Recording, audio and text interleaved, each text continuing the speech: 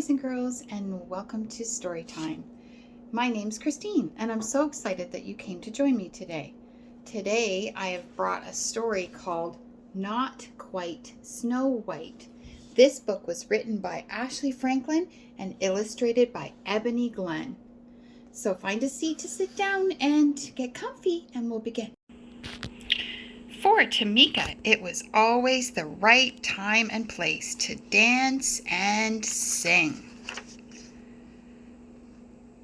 𝐀𝐿 had a hip, rollin' happy dance, a swayful sad dance, a stomping mad dance, and a hair flickin' just because she felt fabulous dance.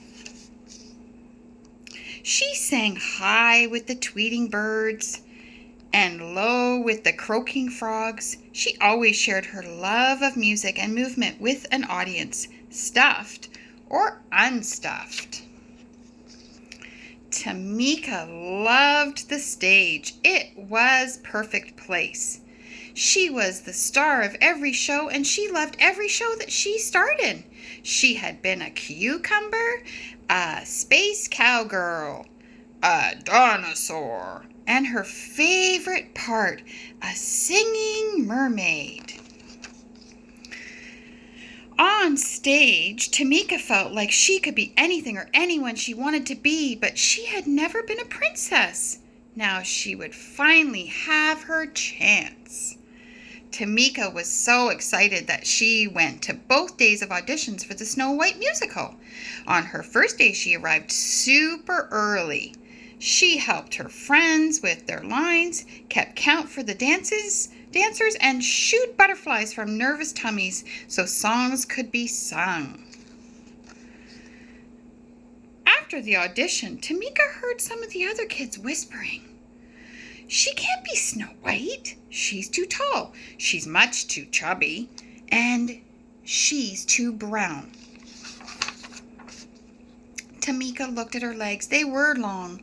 Maybe the kids were right. A princess shouldn't be taller than her prince, should she? She looked at her belly. Maybe what the kids said was true. She could not remember any chubby princesses. 𝐀𝐿 looked at her skin. She was brown. How could a girl with brown skin play a princess like Snow White? Could she be wrong? Could those kids be wrong? Maybe she was wrong for wanting to be their princess. 𝐀𝐿 slouched and sucked in her belly. She tried pulling down her sleeves, but there was no getting around being brown. For the first time, she didn't feel like dancing or singing. At dinner, 𝐀𝐿 didn't tap her feet or clap her rhythms with her spoon. "Is something wrong?" asked her mom. "The other kids said I'm too tall, too chubby, and too brown. I'm not right for Snow White," said 𝐀𝐿. "You've got it wrong," Mom said. "You are tall enough, chubby enough, and brown enough to be a perfect princess." "Besides," said her daddy, "Snow White is just pretend. You've always been my real princess. You're just enough of all of the right stuff." He kissed her forehead. 𝐀𝐿 smiled. Maybe her parents were on to something. At the audition on the next day, 𝐀𝐿 watched all the other kids on stage and do their best. It was 𝐀𝐿's turn at last.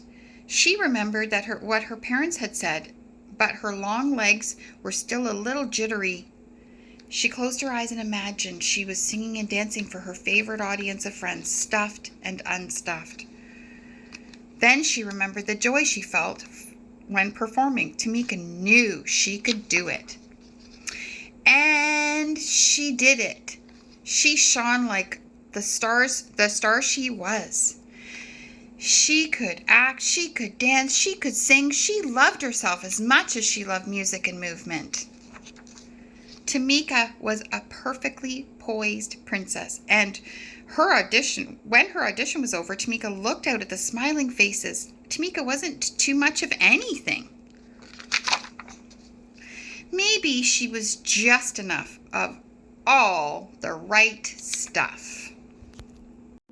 Thank you for joining me today, boys and girls, and I hope that you enjoyed the story Not Quite Snow White. See you again. Have a great day.